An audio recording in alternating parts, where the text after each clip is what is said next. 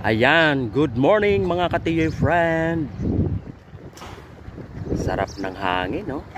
Painit-init muna si Tiyoy sa oras ng alas 8 ng umaga.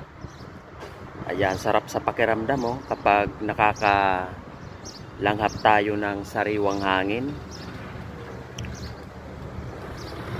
Ayan. Tamang-tama pa yung init, mga kaibigan. Alas 8 ng umaga, hindi pa madampi, hindi pa masakit sa katawan,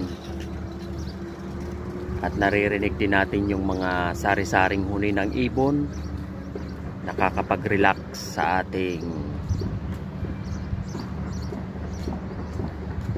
isip. Ayan.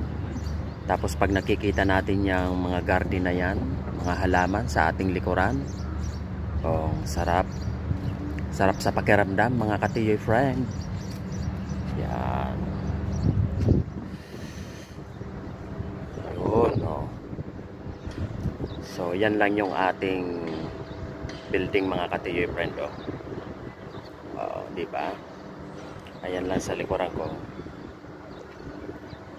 O siya mga kaibigan. Ingat-ingat po tayong lahat. Bye-bye.